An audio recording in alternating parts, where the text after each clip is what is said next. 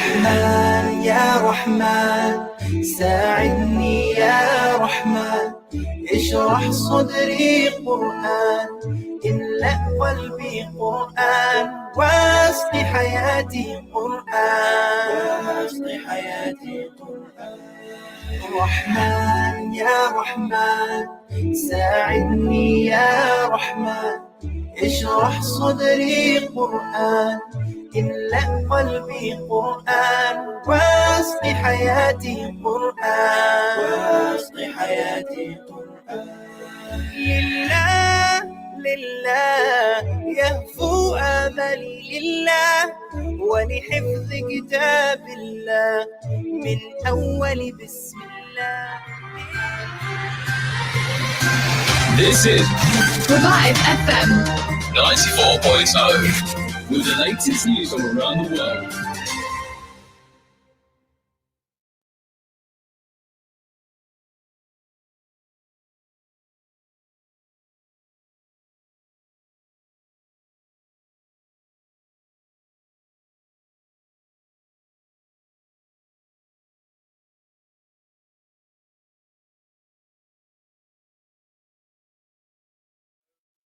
Rahim, ladies and gentlemen, this is Muazzam Sandhu.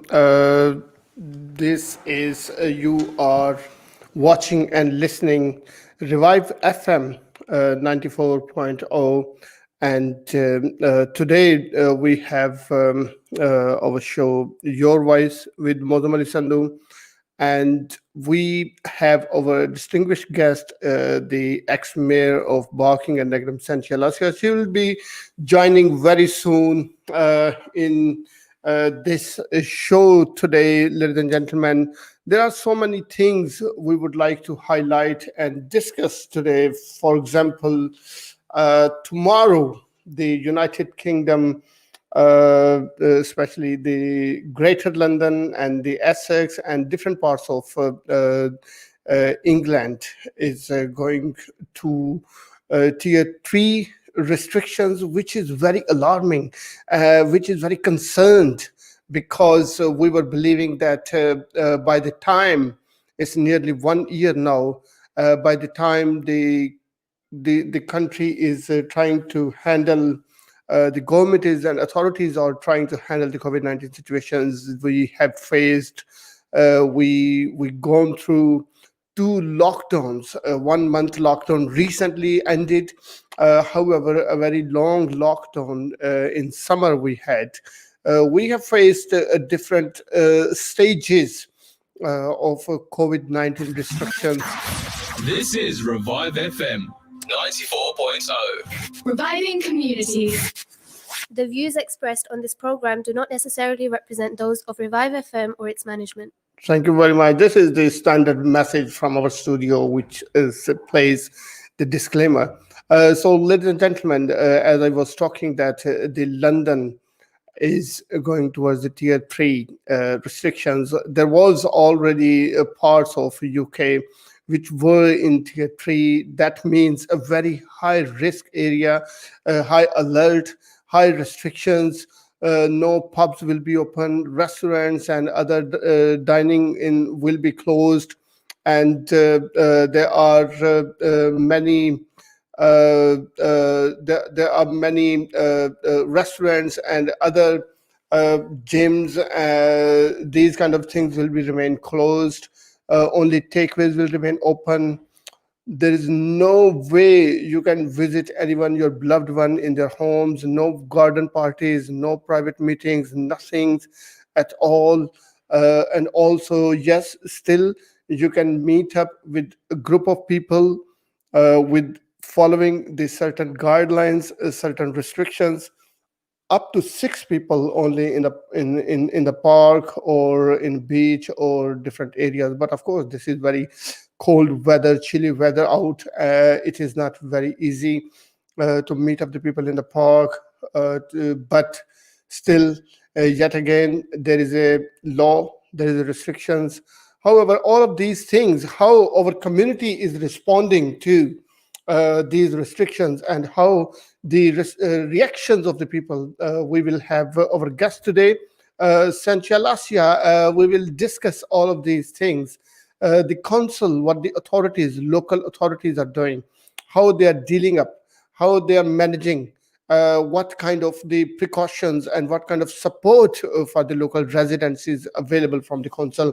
We will discuss all of these things. And yes, one of the most important factor now, because we are heading towards a Christmas, which is the UK's one of the most busiest annual festival, annual event. It's a festive season started in the whole month of December, especially Christmas time, up to the New Year, the Christmas season. People do want to visit and spend time with your beloved one, and uh, I can remind everyone that the Prime Minister, the 10 Downing Street, they have announced the or during the Christmas, nearly 1 week time, the restrictions will be lifted up. The people can visit their beloved ones. People can stay to their homes. Uh, People can get in touch all of their beloved ones, their relatives, friends, and families, mothers, brothers, siblings, anyone. But the issue is, if the London is going towards the tier 3 lockdown, tier 3 restrictions, which is very high alert, then during this tier 3, why the whole restriction is going to lift up during this Christmas, when during the lockdown the Muslims Eid, the Indian people's Diwali, Sikh or Hindu communities Diwalis, and Jewish people's religious events, during that times the restrictions were never lifted up, never released. The people being told that you must follow all of these things. You must have to look after yourself, your beloved ones, your neighborhoods, everyone. However, during this Christmas time, when the London is going towards tier 3, a very high alert, then does it make sense to make relaxation for a week time for the whole Londoners, for the whole UK, just to celebrate the Christmas? Don't you think that there are still risk involved? If you have any questions, you can comment on the live streaming, and I would like to answer that. And Ahmed Shakil asked about the questions that why the schools are still open. Yes, yet again, we will discuss these things regardless the restrictions are, but the schools are open. I believe that the schools are open because there's so many things involved, as the education of the children were already being affected a lot. The schools says that we are 6 months behind from the children's education's level. So the children are trying to cope up from their 6 months backup, as well as the further ongoing course period which they are going through. So yeah, this is very challenging. But again, the children have to attend the school during these restrictions, during these critical situations. Even the last month lockdown, the school was not closed, and all of these things were being discussed. All of these things were being placed before the authorities, before the governments, but the governments was not able to take any action on that.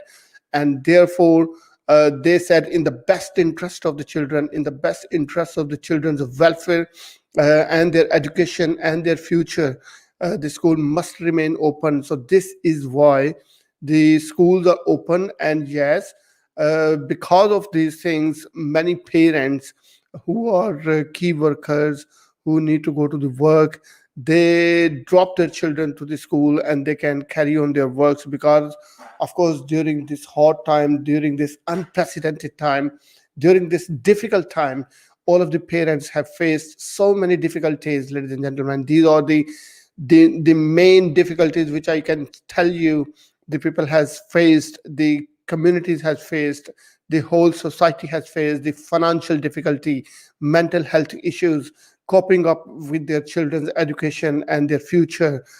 These are all the main things that people have been unemployed. Hundreds of thousands people have been unemployed.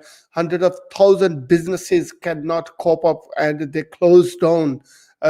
Many companies closed down in city where the companies were giving the rent for one building or one office for 200,000 or 300,000 in a year. That companies and that big fishes are no more able to support and cope up with these hard time and these difficult times. And yes, I would like to highlight one thing to my personal observation, which is that during this hard time, when everyone is struggling, when everyone is going through a very difficult time, there are few companies, there are few businesses which are still progressing, which are at least giving a lot of positive waves and positive contribution into the economy, positive contribution into the people's life. Which companies are that? I would like to refer the Amazon, which recently hired 20,000 employees. Amazon are growing up. They surpasses the Google, they surpasses the Apple and Microsoft. They're I think that the world is now going towards the online because Amazon has a big infrastructure which is running very successfully. This is an idea for many of the people who are listening this show today. They can have this idea. They can do work with Amazon or that kind of job or that kind of scenario, because online presence, ladies and gentlemen, is must mandatory nowadays. Because if you are not present online, if you don't know how to do shopping online, if you don't know how to sell things online, if you don't know how to sell your products, how to sell your services online, then, ladies and gentlemen, there will be a very difficult time for everyone, because you never know when this coronavirus wave will end up. Regardless, and nevertheless, we have got vaccinations, Pfizer, and there are many vaccines in the market in very near future. But still, people still have so many concerns, because one of my friend Faisal Khoja, he mentioned online recently that what is hidden inside and what is frozen inside, because the vaccine is the vaccine must be kept under minus 80 degrees centigrade. So these are so many concerns people still have, and we hope so. There must be a light end of the tunnel. There must be a good hope end of the tunnel. There must be a good the happiness and progress end of this year. And the year 2021 will bring a lot of prosperous opportunities, happinesses, will remove all the difficulties and make easy all of your works and efforts, and all of your works and targets, so you can fulfill your dreams, whatever you have. Because during this year, ladies and gentlemen, it is open truth that people are struggling. The individuals are struggling, the families are struggling, children's, parents, youngsters, everyone, businesses, communities, leaders.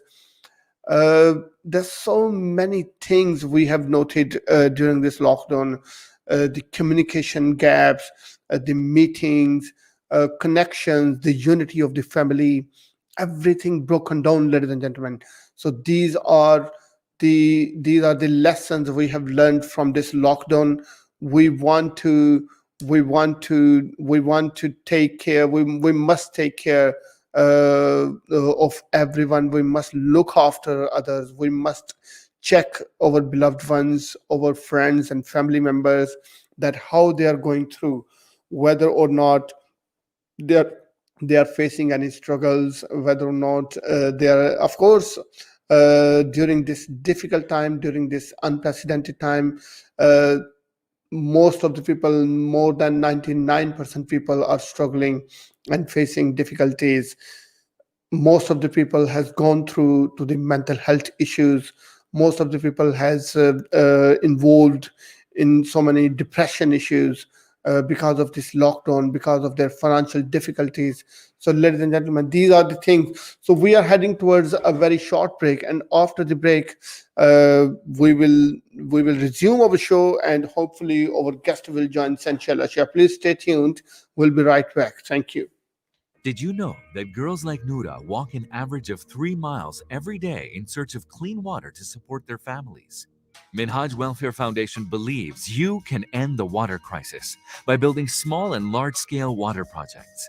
Your charity is helping improve the lives of communities living in the poorest regions of the world. However, more needs to be done. Support Water for All. Donate today. Call us now, 0300 30 30 777, or visit us on minhajwelfare.org. Amigos, the signature name when it comes to burgers and shakes. Our succulent burgers are prepared in front of you while you wait. Whether you go for our 6-ounce Mexican or our 10-ounce Texan, or you decide to go for our messy fries or our buffalo wings, one thing you're guaranteed is quality. Dine in with your friends and family at 400 Cranbrook Road, Gants Hill, or order in on Uber Eats, Just Eat or Deliveroo. Amigos, hats off to great burgers. Super Best Meze Grill, the Turkish restaurant where all our food is prepared to perfection. Our mixed grill family platters include lamb shish, Adana kebab, lamb ribs, chicken doner, lamb doner, chicken wings and lamb chops, and all are served with rice, salad, along with a selection of our cold mezes. To see our full menu, go to superbestmezegrill.co.uk. For the perfect dining setting, visit us now at 21 to 23 Broadway, Stratford, E15 4B, or call 0208 555 335. Super Best Meze Grill. As winter approaches, here's a critical reminder of coronavirus symptoms from Dr. Gupta. The main symptoms of coronavirus are a high temperature or a new continuous cough, or a sudden loss or change in your sense of smell or taste. If you have any of these, to protect yourself and others, it is critical you isolate at home, even if you don't feel too bad. And you must book a test immediately. Use the NHS COVID-19 app or go to gov.uk/coronavirus. Stay alert. Control the virus. Save lives. Businesses, time is running out. Starting on the 1st of Jan, anyone who deals with Europe will have to follow new rules on exports, imports, tariffs, data, and hiring. I know we've all got our hands full right now, but basically, if any part of your business crosses borders, you need to do something about it now. This is happening. So make sure you have everything covered. We haven't got long. Start now at gov.uk/transition. Check, change, go. COVID-19 remains highly contagious, and even people without symptoms can spread it. So we need to keep using hand sanitizer in shops, keep wearing our face coverings on the bus, keep making space at the school gates. And now we're indoors more, we should let fresh air in to help blow COVID-19 particles away. Let's keep doing all we can to protect each other and help stop the spread. Remember, hands, face, space, and let fresh air in. Kebabish Original, one of the biggest names in the restaurant trade. Visit your local KO to experience the thrill of the grill and the most authentic Pakistani cuisine. From our kebabs to our curries and from our mixed platters to our peri-peri, our chefs prepare your food in front of you while you wait. KO is now offering franchise opportunities. To take advantage of our proven and successful business model, contact us on 0208 446 7779 or visit kebabishoriginal.co.uk. Revive FM 94.0. On the radio. on your mobile. And online. Very welcome, ladies and gentlemen, and our guest has joined us, Sanchia Alasia. Let's take her on board. Hi, Sanchia Alasia. Very good afternoon. Yes, good afternoon. Good to be back on the show. Yeah, thank you so much for giving us time. I know you was and you are very busy. Especially you are now the celebrity winning so many awards. Congratulations. Thank you so much. Yeah, no, it's really humbling to be recognized in that way. Yeah, well then let me tell my audience that about Sanchia Alasia's recent achievements. Ladies and gentlemen, Sanchia Alasia a very vibrant and active councillor in Barking and Dagenham Borough. She remains the mayor of London Borough of Barking and Dagenham. Former mayor, yeah. Yeah, former mayor. She recently won during the lockdown how we work, how we handle the situations, how we work closely with the community members, with the public, with the society. So it really inspired me and many others a lot that how Sanchia has done. Let me share with you. She has won one award, highly commended as a political figure in the Baton Awards. And second, she won as outstanding figure in the public sector in the Precious Awards. And the third one, she won as the Humanitarian of the Year for the work when she was mayor in Nollywood Leadership and Excellence Awards. Well done, Sanchia. Thank you so much. You have done very excellent work. Before you joined, we just give some briefings about the COVID-19 situations. But I think let's start from your achievements. What I want is, because you are the inspiration, you are very successful woman, you are married, you have children. No kids as yet, but I am married. Yeah, you're married, so your family, your family woman. This is the message for all of those women who are married. They can do all of these things. There is so many potentials out there. You must take the advices of our guest today, Sanchia Alasia. So, Sanchia, I want you to please share with our audience that first of all, tell us about all these achievements, the awards. Yeah, it's been really humbling to, be recognised in this way. I didn't expect it, especially as you say, in a lockdown situation when there's so many other things going on, so many other priorities. But it's really humbling. Two of the award ceremonies were done online, and one of them was done physically because one of them was done after the lockdown ended.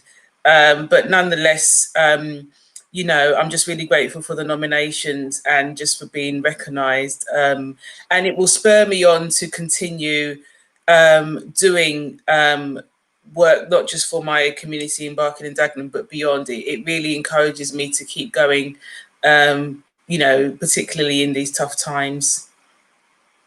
Exactly. So about this award, which says that Humanitarian of the Year for your work, can you please explain these things to our audience? Yeah, so that one was given to me by the Nollywood Excellence and Leadership Awards, and I was able to go to that ceremony physically because that was just after the lockdown.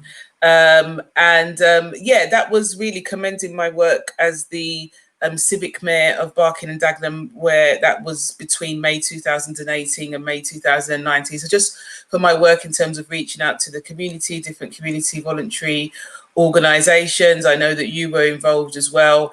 So just really recognising, I didn't know that, someone would want to nominate me for that, but somebody did get in touch with me, some months ago now, and said, I would like to nominate you. And I was completely shocked. And, she did nominate me and they decided to honour me. So that's really nice. That is great. Honestly, when the women like you take part in politics and apart from alongside your daily work, I think you work with university. I do. I work at London South Bank University. Yeah. Yeah. So apart from your main job, you also do community work. You work as a councillor, and you're doing great work for the whole society. And I think this is you are the true inspiration for whole, not only the BAM community, but overall community, that women should follow your footsteps. Yeah, I mean, I'm a real big advocate for equality in all of its forms. And so I have mentored, and I have successfully, I'm pleased to say, mentored women to go into local politics and put themselves forward for public office. It's really important that we have women involved because we need to hear women's voices.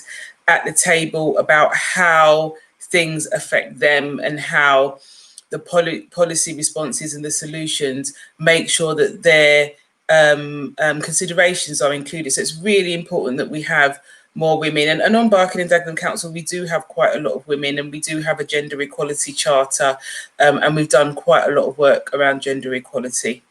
Yeah, I know there are quite a lot of a group of women involved in the politics, but still, Sanchia, I think the women of our community, like BAM community, I hardly see them.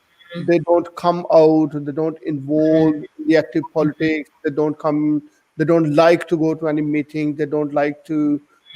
Maximum they go there because they try to become the part of any women group, like a coffee group or these kind of group, and they are very tiny minority numbers. So how do you recommend, and what is your suggestion that we can encourage our family women to come out and be the part of women empowerment? Well, the women's groups are important, so I think it's good to be part of those, but it's good also for women to join in the wider meetings as well. Yeah. And actually it should be hopefully easier, because at the moment all of the political meetings and council meetings are actually being held online.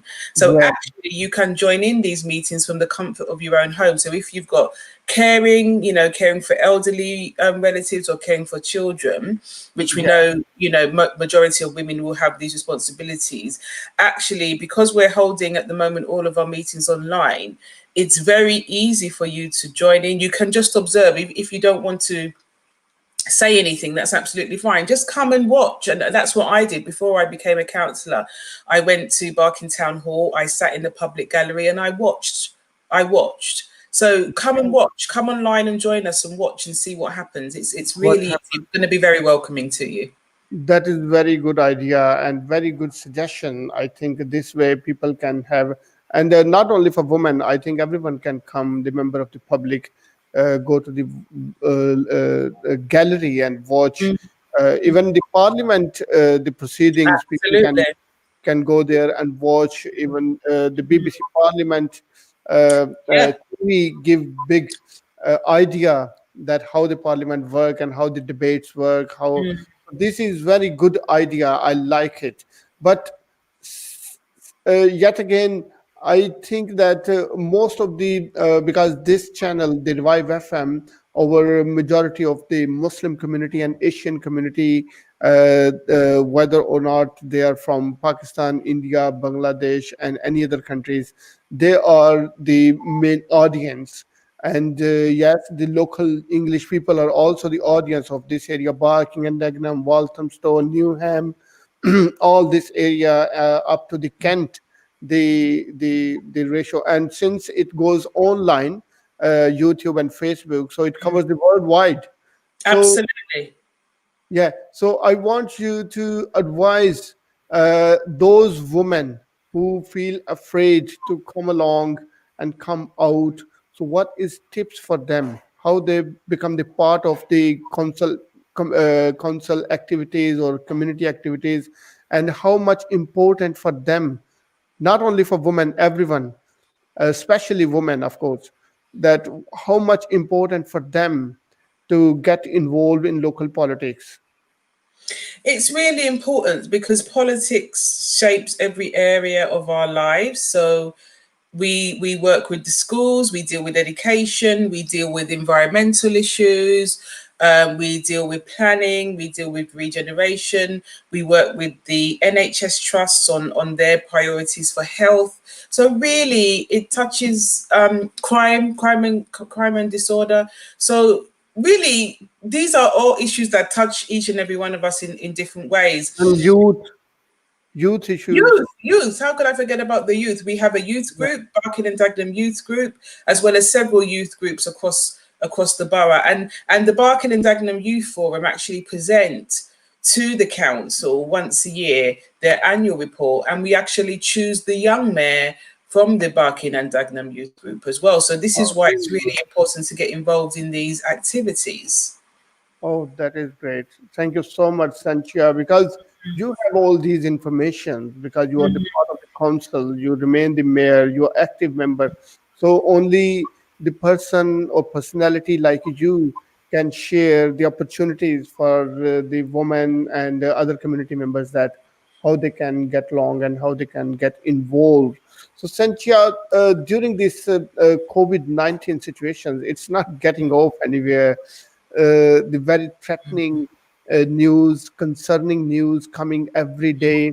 The coronavirus is still rising up, regardless and irrespective of the vaccination is already started.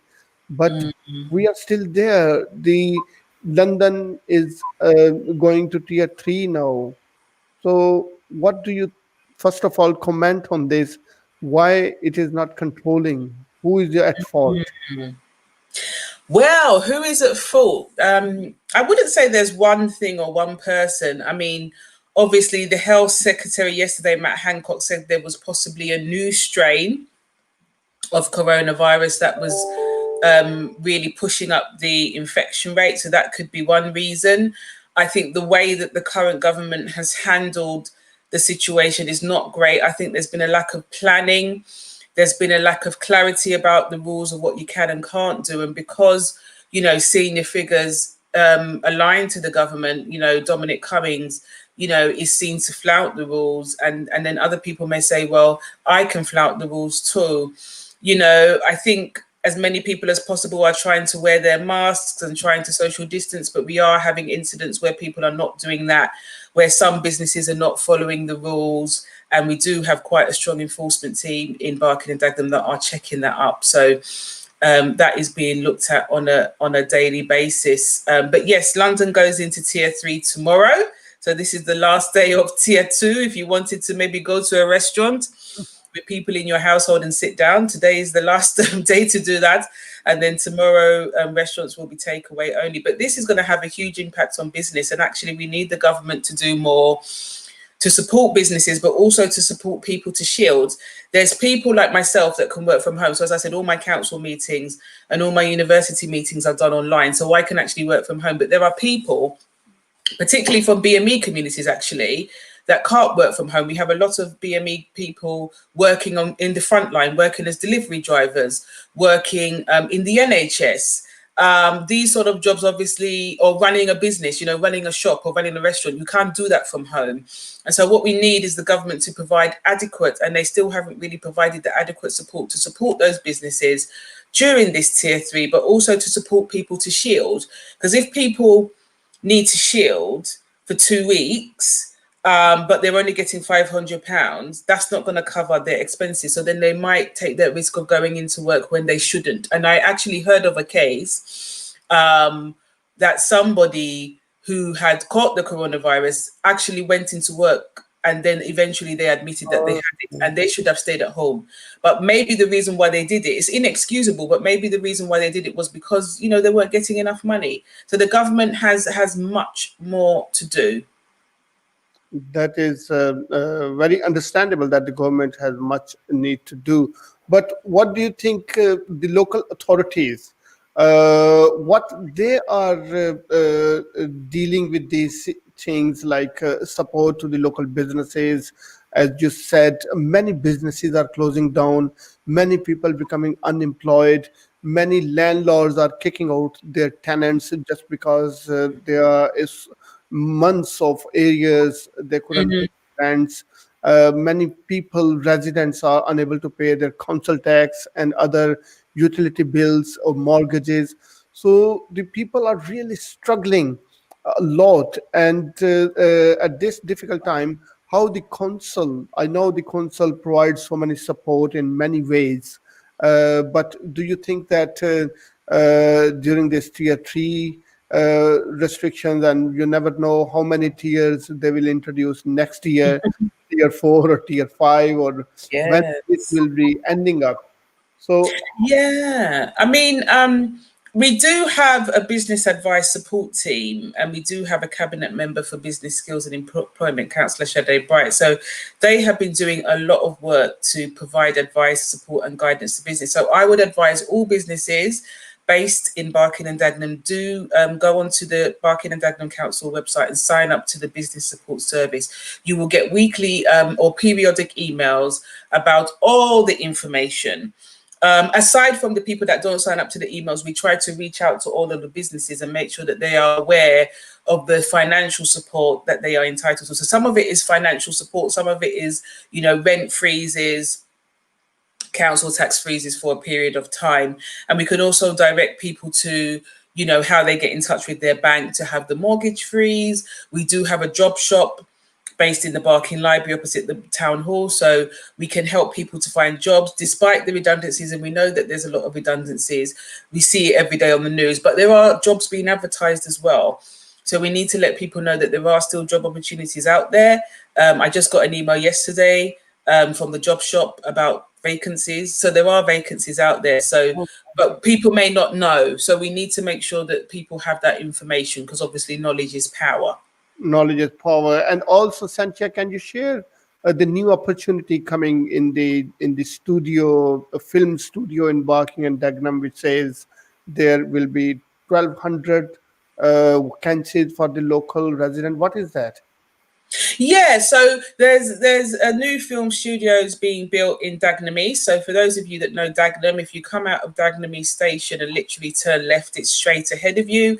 The council recently announced their partners for working on that, and obviously, in the creation of films, there's a lot of things that happen behind the scenes. You need studio people, you need camera people, you need directors, producers, all sorts of things, costume designers, makeups, all sort of things. And so the jobs wouldn't necessarily happen all at once, but over time, that's what we'd be hoping to achieve. So it's a really exciting opportunity, not just for our residents, but actually to be making world-class films that can be shown right across the world. So that's really, really exciting news for us, and good news for the residents too. For the residents, and Barking and Dagenham is growing now a lot. And Sanchia, can you also share the Barking and Dagenham introduced so many new homes and houses, they're building up new wards and stations. Where is that? Yeah, we have a lot of regeneration happening across the borough, because we know, as you say, that our borough will be growing in terms of population. The biggest project is probably Barking Riverside, which is in the Thames area, where we have well over 10,000 homes that is going to be built there over a period of time. But there's places all across the borough where we will be doing regeneration projects, and I sit on the planning committee, and so I see a lot of those come to fruition. So there's a lot of going to be, and a lot of the housing that we're putting forward will be what we call affordable housing. So there will be, it won't be at the full market rent, it will be below market rent, so that people living and working here can afford to actually rent or buy one. Wow, that is great, honestly. And yes, that area, the riverside, was very rough area before, like industrial type and units and this type. So after this great development is coming there, do you believe there will be a big, more development near the riverside or walk side or park, anything like that? So people can visit? Yeah, I mean, obviously we need to have facilities. So we need to have the open space outside. We need to have the schools. Barking Riverside School is already open and operating. We need to have, obviously, the health centres, the religious centres. The last thing to probably come on stream, or one important thing to come on stream that hasn't yet, that has been delayed, unfortunately, because of COVID, is the station. Is probably an overground station that will take people from Barking Riverside to Barking, and then from Barking, obviously, they can connect with so many other lines. That's been delayed, but that is still very much in train to come on board. So we need the public transport links as well. That's really important. That is great news. Sanchia, in terms of the mental health, for example, people during the COVID-19, they face so many depressions, stress. What support Council providing to those people? We can direct people to organisations that can help. There are many organisations, both national organisations and local organisations, that can provide probably mostly online support, but depending on the age, if it's, for example, children, for example, there might be some face-to-face support. But support is still being provided. It's just obviously being provided in a different way. But we can certainly direct our residents to get that support. We know that cases of mental ill health is on the rise because of the effects of lockdown. And so we absolutely can direct people to where they can get help on that. Yeah, Sanchia, a lot of people had concerns on during these COVID restrictions. They asking and their concerns that why the schools are not closing down, why the children are going to school. The parents have to go there to drop the children and pick up them. Our children, parents who are dropping them, and the teachers who work in a school and with the children. Or all of these people are immune from COVID.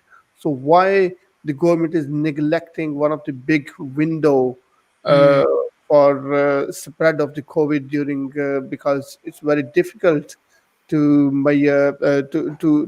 follow the rules there, the social distance and face masks or these things. Well, schools are doing the best they can, but the problem is, I mean, I was just talking to a colleague of mine whose school has had to close because there's 22 teachers off and the school can't actually function with 22 teachers off. So they've actually had to close. So obviously education is really important. And we know during the first lockdown, the schools were closed completely. And it's right to have them open. I think the problem with closing the schools at such short notice is that ideally we'd want to give parents and carers notice so that they could make alternative caring arrangements. I think if at the beginning of the month, the government had just been bold to take that decision that actually this week the schools would have been closed and the pupils directed to online learning, that would have been really helpful. But you know, obviously there's a few days left. Obviously some boroughs have taken matters into their own hands. But it's something that the government needs to think about sort of next year, using those windows of opportunities during the half terms, during certain points in the year, that they can extend breaks that have already been built in. And they could have extended the Christmas break, for example, at a much earlier point in time so that schools could have prepared and parents and carers could have prepared for that, but they didn't do that. Yeah, and most importantly, of course, the education is very necessary for the young children. During the first lockdown, there was so much difficult time. But Sanchia, let me remind one thing. This is the duty of the Secretary of State to take care of every single child under Section 55, which says that every children's welfare is the responsibility of the government and Secretary of State. Yeah, but during the first lockdown, many children, many parents didn't have the internet, they didn't have the devices, they didn't have laptop, iPad, anything. And the school was saying that, oh, we are providing the lectures online, we are giving the courses online. So there was no training, nothing. So many children left abandoned, left ignored. They was compelled to live their life without all those educational support.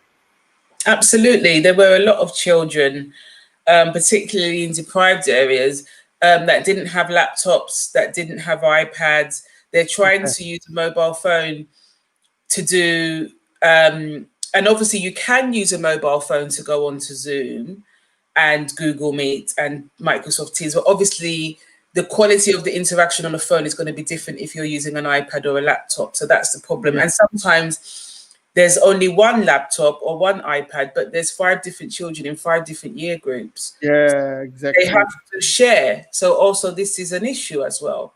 And they don't have the unlimited internet. Yeah, they don't have unlimited internet. Also, there's different types of internet. So, you know, there's high-speed internet and there's regular internet. And actually, for what we're doing in terms of video calling and interactive, you actually need the high-speed internet, which obviously costs more money, and people don't have that money to spend that extra money on getting high-speed internet.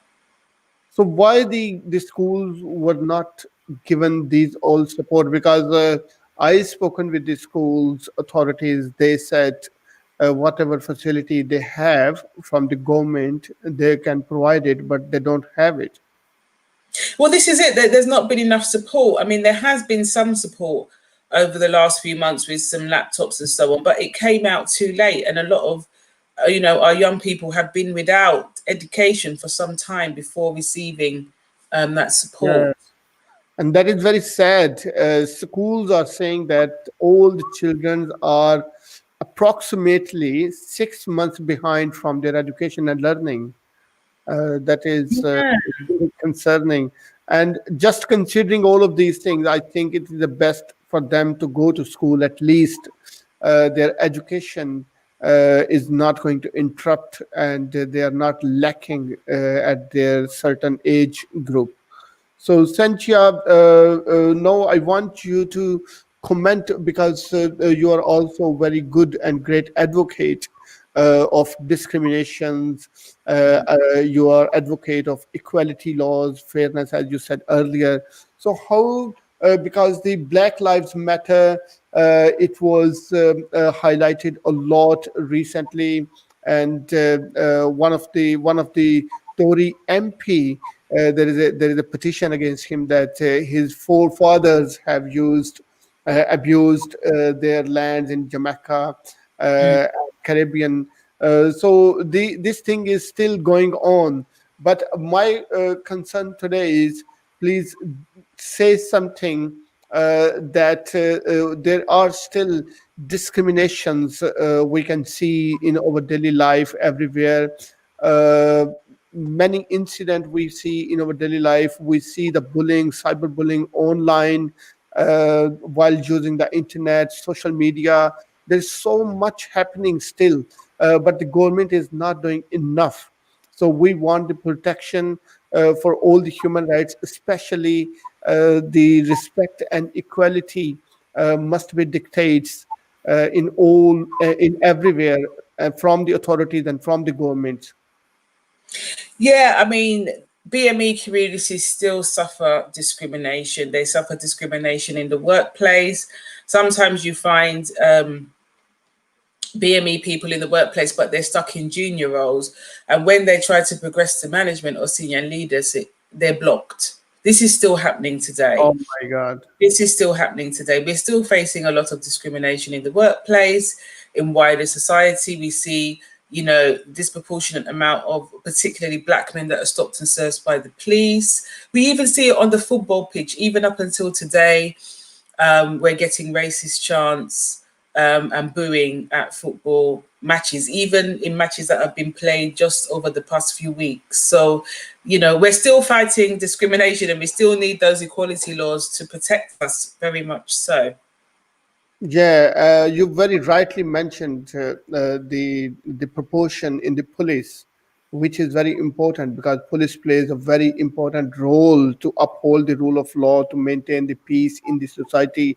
But unfortunately, our police doesn't represent the full diverse community.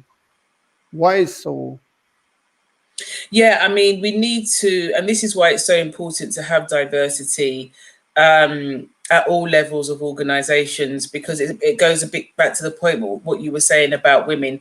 We need to have women's voices at the table. We need to have diverse voices at the table, so that when they are deciding on these policies and these programs and these initiatives, they actually take a holistic approach. They actually think about the way in which they're doing things and not targeting specific communities because of stereotypes that they hold about them.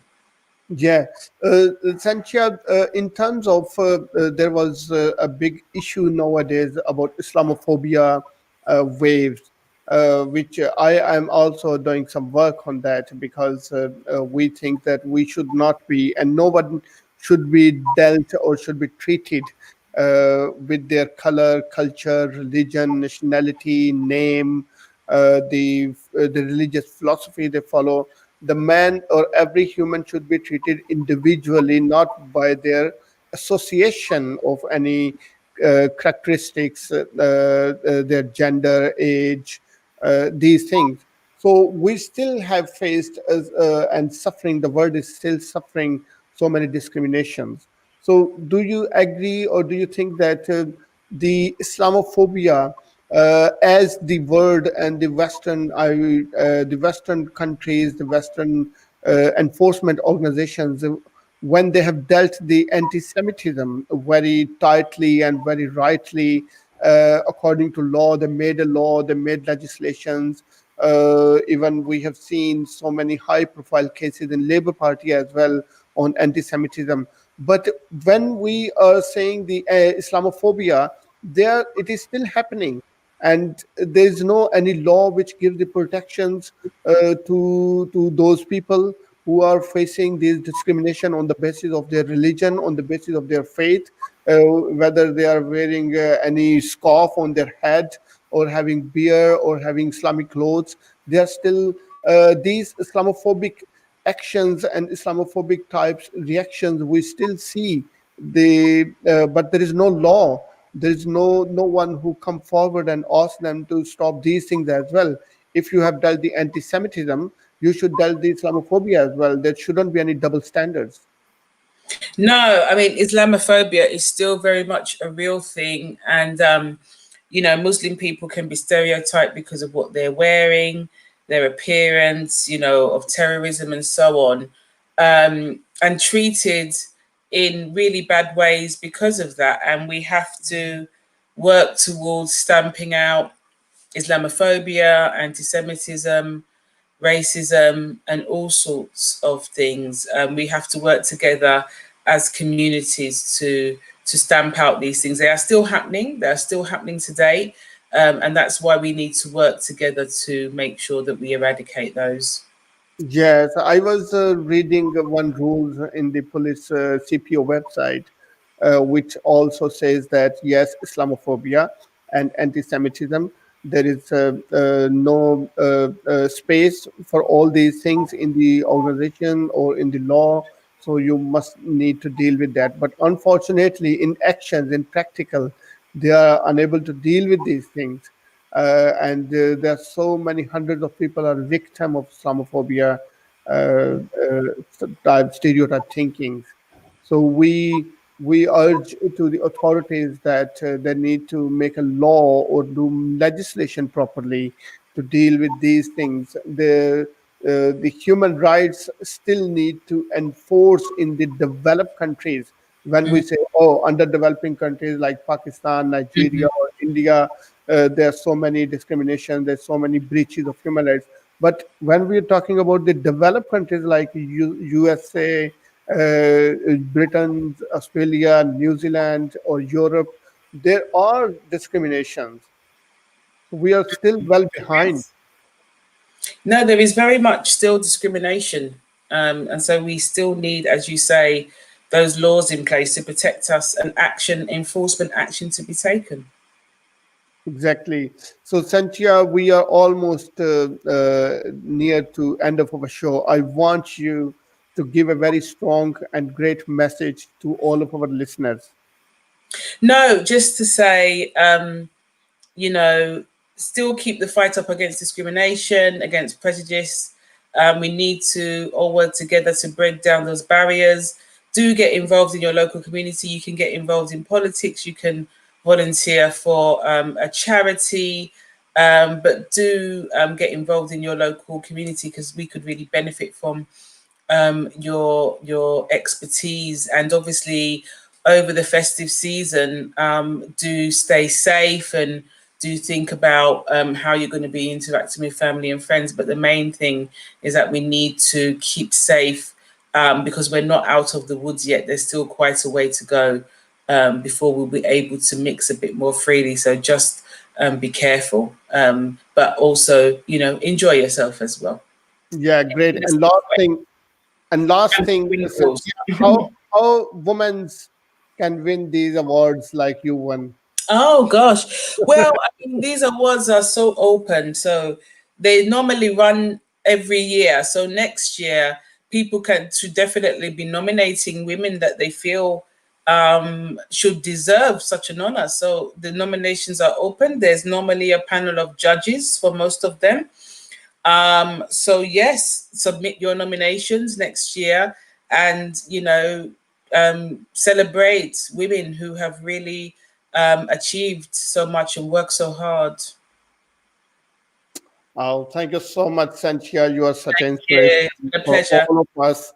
And I would like to give a great thanks from all of us, because you spending time in our show during your very busy schedule. So once again, thank you so much. Thank you for having me. Yeah, and thank you. And we will have another time when the situation will be eased. I would like to invite you in the studio. Yes, when it's safe to do so. Yeah. Thank you so much, Sanchia. Okay. Bye-bye. Bye. Bye.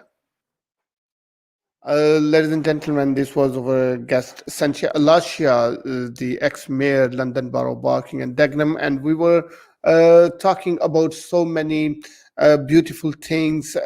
She was sharing her experiences. She was sharing the services the local council is providing for the local community, and I hope so that all of you have gained so much information and beneficial information in this show. If you want to give any feedback, you can go online. You are always welcome. You can WhatsApp us 0333 444 0940. So, ladies and gentlemen, this is end of our show. Hopefully, you enjoy the rest of the week. Have a great day, and we will see you next week, same day, same time. Thank you. If you want to advertise your business on Revive FM,